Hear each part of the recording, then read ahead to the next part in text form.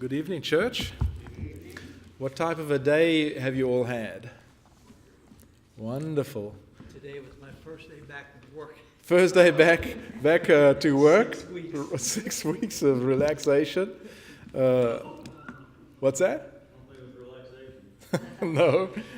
I got to ask Dwayne for the first time today. We saw each other right now for a few seconds before I got up. How's your day?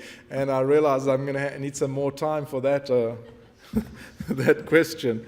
We all have a lot of interesting things going on in our lives. Always some challenges. I think about what Dwayne has faced just the last few weeks and months with her mother and how quickly things can change. I have several children that I'm talking to on a weekly basis. I have one lady came in yesterday. She's in her 70s, and she has to work 6 more years before her husband's Social Security will kick in. And just finished a qualification that she can't use because of trauma. Always something going on. I can't get more specific, but enough to tell you there's a lot of challenges. And if you're not in a challenge right now, just wait a week or two, and you'll find yourself in one. So a lot of things going on. If you have your Bibles, if you'd open to Psalm 121. Psalm 121. You can imagine the Jews as they are coming on a pilgrimage to Jerusalem. And they're walking towards Jerusalem, and Jerusalem was on a hill. And so they had these psalms or these songs that they would sing. And this one was a song of ascent. As they were going up on that hill, they would sing this song. And all the hardships and all the struggles and everything that they had for that year would be with them. And they would be releasing these struggles as they walked, and the memory of the temple and the worship of God and the expectation of how God is going to help them just comes flooding through their minds. And so as we go through this very short Psalm of Ascent, Psalm 121, I want you to try to see the theme. The theme is God is going to help you. The theme is God is going to watch you. The theme is He's not going to let your foot slip. The theme is it doesn't matter if it's in the noon, the morning, or at night, He's watching. And so it's very comforting for me, to be able to say to someone, you're having a hard time? You know what? Have you seen Psalm 121? Or have you seen Psalm 42? How passionate a person's soul can long for the living God as a deer pants for the living water. So my soul longs for thee. It's these Psalms that they just lift your spirit, They're just incredible. So here we are, we're walking up to worship God, and we're singing this song. I lift up my eyes to the hills. Where does my help come from? The first word you can underline there or in your mind is help. Where does your help come from? Your buddy? Your food program? Your work? Your spouse? Your memories? Your checkbook? Your 401k retirement fund? Where does your help come from? Now what you need to do is list all of those things I've just said, scratch them out, and write something else over this if you really want to have help. I lift up my eyes to the hills. Where does my help come from? My help comes from the Lord. Who is He? The maker of heaven and earth. Do sad people look up or do sad people look down? So what should you be doing? Look up. It doesn't matter where you are. You can look up and you can visualize where God is. He will not let your foot slip. He who watches over you will not slumber. What does that mean? He's not going to sleep. He's always watching you. He's the only one always watching you. You're going to feel very alone if you're trusting anybody to take care of that hole in your heart. Only God can be there with you all the time. Indeed, verse 4, He who watches over Israel will neither slumber nor sleep. He's not going to nod off, and he won't fall deep into sleep. Verse 5. The Lord watches over you. Do you see the theme now? It first help. Secondly, watches. How can you feel lonely if somebody is watching you?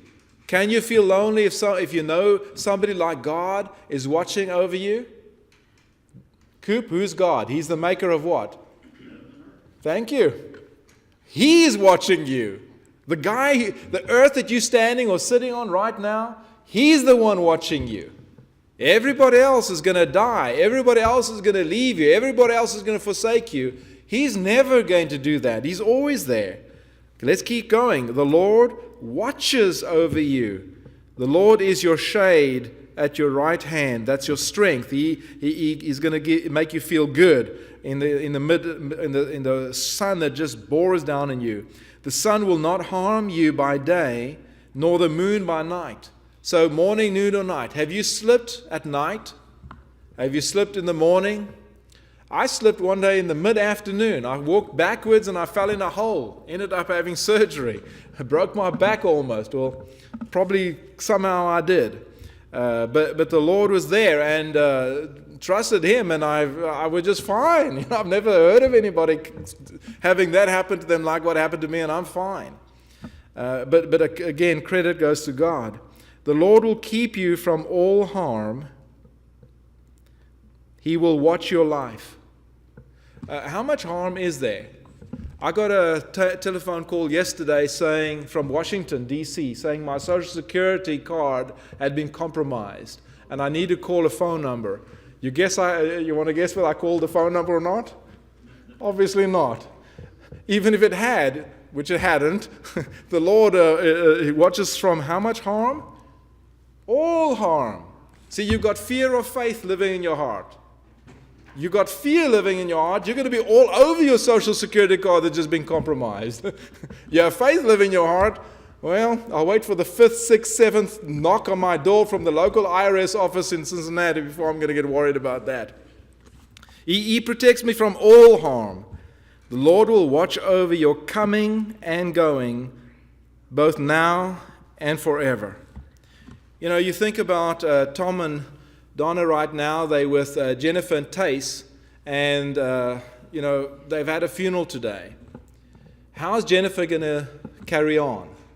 How's Tace going to make it beyond this? I saw a guy who graduated from my high school in 2008. Today he died. A couple of days ago, his young wife, they just got married 2 years ago, was praying. At a wedding 2 days ago, she's praying. She's saying, anybody that can pray, please, God can do miracles. Let Him get rid of every single cancer cell in my husband's body. He was a strong, big, strong rugby player. Just a few years, he's gone. How's she going to make it? How's she going to be okay? Church, how are you going to make it? Do you know that the people sitting next to you are always going to be there? Are we always going to be there for each other?